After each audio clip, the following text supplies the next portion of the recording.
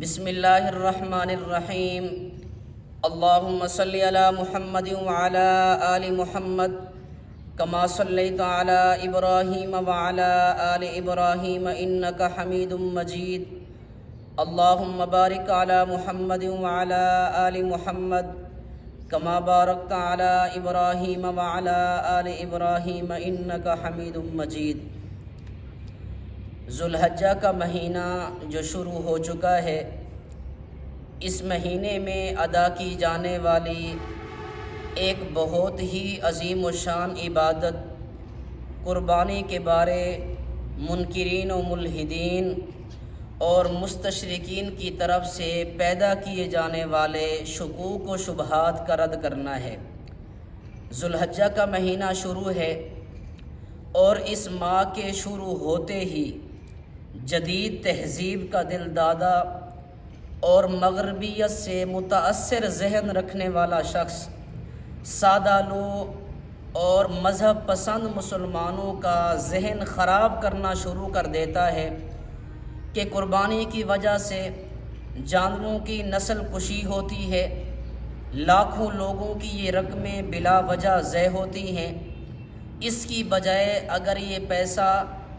رفاہ عامہ کے مفید کاموں، ہسپتالوں کی تعمیر اور انسانیت کی فلاح و بہبود کے لیے خرچ کیا جائے تو معاشرے کے بہت بڑے افراد، غریب اور مفلس طبقے کا بھلا ہو جائے گا۔ یہ افراد بھی اپنی زندگی کی ضروری سہولتوں سے فائدہ اٹھا سکیں گے وغیرہ وغیرہ۔ یہ منکرین قربانی اپنی عقل نار سے کام لیتے ہوئے بذام خود قربانی کے نقصانات اور ترک قربانی کے فوائد بیان کرتے نظر آتے ہیں، اور اس کی وجہ سے عام مسلمان ان نام نہاد دانشوروں کے زہریلے پروپیگنڈے اور بہکاوے میں آ کر اسلام کے اس عظیم و شان حکم کو ترک کرنے پر آمادہ ہو جاتا ہے۔ اس صورتحال میں سب سے پہلی بات تو یہ کرنے کی ہے کہ عید الاضحیٰ کے اس خاص موقع پر قربانی کی بنسبت رفاہی کاموں میں پیسہ خرچ کرنا اگر اتنا زیادہ افضل، موزوں، مناسب یا ضروری ہوتا تو جناب نبی اکرم صلی اللہ علیہ وسلم کے زمانہ میں اہل ثروت اور صاحب نصاب مسلمانوں پر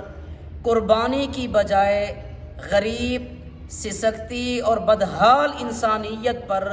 مال خرچ کرنے کا ضروری حکم قرار دیا جاتا، جبکہ یہ بات اظہر من الشمس ہے کہ ہر دور میں غریب اور نادار طبقہ موجود رہا ہے، تو یقیناً آپ علیہ الصلاۃ والسلام کے زمانہ میں بھی یہ طبقہ موجود تھا، بلکہ یہ لوگ تو بکثرت موجود تھے، لیکن رحمت للعالمین جو اپنی امت پر انتہا درجہ کے شفیق اور مہربان تھے، اللہ کے رسول صلی اللہ علیہ وسلم نے اپنے مبارک زمانہ میں اہل ثروت اور صاحب نصاب مسلمانوں کو یہ حکم نہیں دیا کہ وہ اپنا پیسہ رفاہ عامہ کے مفید کاموں، ہسپتالوں کی تعمیر اور انسانیت کی فلاح و بہبود میں خرچ کریں، بلکہ اللہ کے رسول نے حکم دیا کہ ان دنوں میں اللہ کے حضور جانوروں کی قربانی پیش کریں۔ خود رسول اللہ صلی اللہ علیہ وسلم کا دائمی عمل ان دنوں میں قربانی ہی کا تھا۔ سنن ترمذی میں حضرت عبداللہ بن عمر رضی اللہ عنہما سے روایت ہے، اللہ کے رسول صلی اللہ علیہ وسلم نے 10 سال مدینہ طیبہ میں قیام فرمایا، اور اس قیام کے دوران آپ ہر سال برابر قربانی فرماتے تھے۔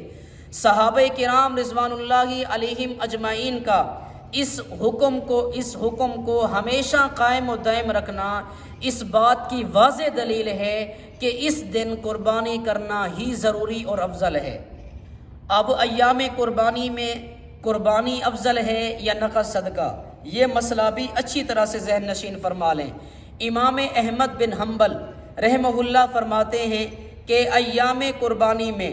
بنسبت صدقہ کرنے کے قربانی کرنا افضل ہے، اور امام ابو داؤد رحمہ اللہ کا بھی یہی مسلک ہے۔ نمبر 1، جناب نبی کریم صلی اللہ علیہ وسلم اور صحابہ کرام رضوان اللہ علیہم اجمعین کا بھی یہی عمل تھا۔ اگر ان حضرات کے نزدیک اس سے بہتر کوئی عمل ہوتا تو یقیناً قربانی کی بجائے یہ اسی کو اختیار فرماتے۔ دوسری بات یہ ہے کہ یہ کیسے ہو سکتا تھا جبکہ اللہ کے رسول صلی اللہ علیہ وسلم کا صریح فرمان مبارک موجود ہے کہ اس دن میں اللہ تعالیٰ کے نزدیک قربانی کے جانور کا خون بہانے سے بڑھ کر بنی آدم کا کوئی عمل پسندیدہ نہیں ہے۔ اور اسی طرح حضرت عبداللہ بن عباس رضی اللہ تعالی عنہما سے روایت ہے کہ اللہ کے رسول صلی اللہ علیہ وسلم نے فرمایا، کسی کام میں مال خرچ کیا جائے تو قربانی کے دنوں میں کیے جانے والے مال سے افضل نہیں ہے۔ امام نووی رحمہ اللہ بھی اسی طرح ذکر کرتے ہیں کہ صحیح احادیث مشہورہ کی بنا پر شوافع کے نزدیک ان دنوں میں قربانی کرنا افضل ہے نہ کہ صدقہ کرنا، کیونکہ اس دن قربانی کرنا شعار اسلام سے ہے اور یہی سلف صالحین کا موقف ہے۔ البتہ اس دن میں قربانی کرنا، جانور کا خون بہانا متعین ہے اور یہ شعار اسلام سے ہے۔ صرف جانور کی قیمت صدقہ کر دینا یہ کافی نہیں ہوگا، اس لیے کہ عظیم و شان جو اسلام کا حکم ہے اس کا ترک لازم آتا ہے۔ اس لیے اہل ثروت صاحب نصاب مسلمانوں پر قربانی کرنا ہی ضروری اور لازم ہے۔ ایک مفتی صاحب کا قول ہے، فرماتے ہیں کہ بعض لوگ روحانیت سے غافل ہو کر یہ سمجھتے اور کہتے ہیں کہ ان 3 دنوں میں جو جانوروں کے ذبح پر پیسہ خرچ کیا جاتا ہے اگر یہ رفاہی اور قومی مفاد پر لگایا جائے تو اس کا بہت فائدہ ہو، کیونکہ جانوروں پر خرچ ہوتا ہے، اس کا کوئی خاطر خواہ کوئی مفاد نظر نہیں آتا۔ پہلی بات تو یہ ہے کہ قربانی کرنا اللہ تعالیٰ کا حکم ہے اور اہم عبادت ہے، جیسے حج کرنا، زکوٰۃ دینا اور دوسری عبادات۔ تو کیا ان عبادات کے بارے میں بھی یہی کہا جائے گا کہ یہ فضول خرچی اور مال کو بے جا خرچ کرنا ہے؟ اس طرح تو دین کا بہت بڑا حصہ اور دینی احکام کا تعلق اسلام سے ختم ہو جاتا ہے۔ بس جب شریعت میں قربانی کا حکم ہے تو اسے عقلی اعتراضوں اور ذہنی ڈھگوسلوں کا شکار بنانا کسی طرح درست نہیں ہے۔ دوسری بات کہ دنیا میں ہونے والی